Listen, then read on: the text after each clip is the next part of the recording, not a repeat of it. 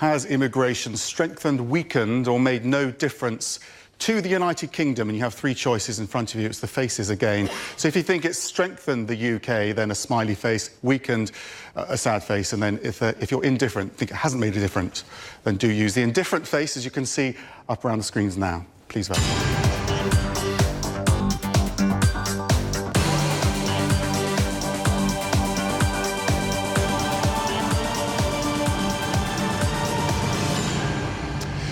The results come up and the strengthened Greens have it. More than 50% of this audience feel that immigration has strengthened the UK. 26%, about a quarter, think it's weakened the UK. Actually, quite a few thinking it's made no difference either. Can I ask you which way you went, madam? I went for strengthened.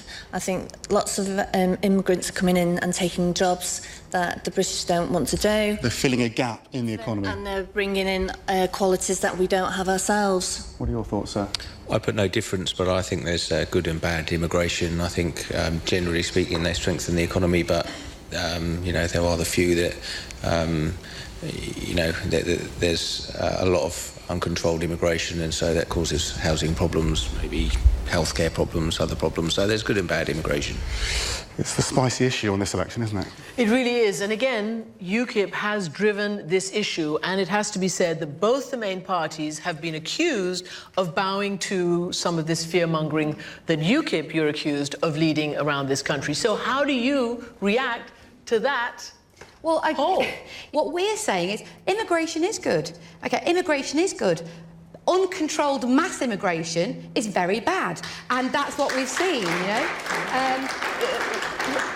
What we would like to see is if you are a skilled immigrant and we need your skills in this country, absolutely, you should be allowed to come. We want to see parity across all countries of the world. If you're a brain surgeon from India, you should have the same chance to come here as if you lived, you know, a fruit picker in Romania, for example. At the moment, the brain surgeon from India has to go through hoops to get here. The fruit picker from Romania can just walk in. It's uncontrolled mass immigration is the problem. You've just said uncontrolled mass immigration, yes, and obviously this is a big issue. You heard people react to it. It's a big, scary issue. The facts, though, apparently don't add up.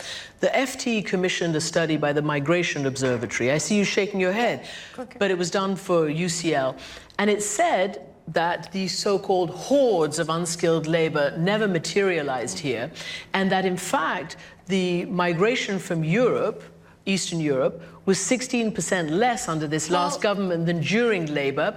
And the facts show, according to the IMF and others, that the migrants have added a net benefit to the country's economy. Basically, what we're saying is everyone should have parity across the board. We want to see fairness across the board, across all countries. Australian points-based system, so that everybody has the same opportunity.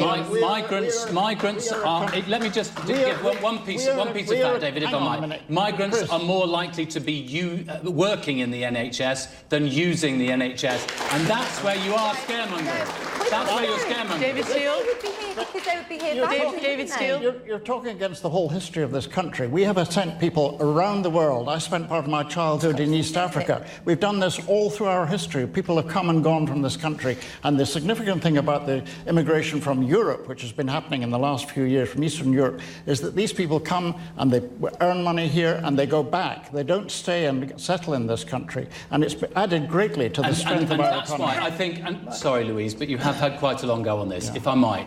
I think there's a really important, responsible distinction to be made between students, international students who come and are counted as part of those migration statistics, who come to this country because they pay for their own way, they pay more than their own way to go to British universities, they improve the universities, they improve relationships with this country long term, and I think that is a net gain. And that's why I was very angry with David Cameron when he set a ludicrous target back at the beginning of this Parliament, which he never had any chance of meeting, because it was the effect it had was it said to students from India and China don't come to the UK. That's bad in the long term. Let me go to Pauline quickly, and then I'm coming to you on this. It has been said that Prime Minister David Cameron has got it wrong by fixating on these, you know, migration targets, net migration. Why hasn't Prime Minister Cameron been able to sort of beat back this populist surge, as others describe it, and actually show how strong immigration has been for this country. He simply hasn't done it. Why not? I think the area where the pressure occurs is on school places, on health services, because people do actually have to avail themselves of it, and housing. And those three things do create pressure in areas, and that's one of the reasons why in given areas immigration is unpopular. We must do something about that. I mean, my concern, genuine concern, is the corrosive nature of the debate and the tenor around the debate on immigration. That's from all the parties that are represented here, even people that would naturally be sympathetic towards skilled migration and sensible migration, like Labour having mugs that you can buy on their Labour Party website that say control immigration. I mean, this is a very corrosive attitude. And I may be completely unpopular for saying this, but I'm very proud to be the son of an immigrant. And just as your study showed very clearly, and you talked about the IMF and the UCL study, EU migrants have contributed to this country £20 billion in the last decade, a net contribution of £20 billion. Not only have they contributed economically, not only have they contributed educationally, not only have they contributed socially, but they've contributed culturally too. And this country that we were doing this programme from, the UK, our favourite dishes are spaghetti bolognese and chicken tikka masala, and thank God for it.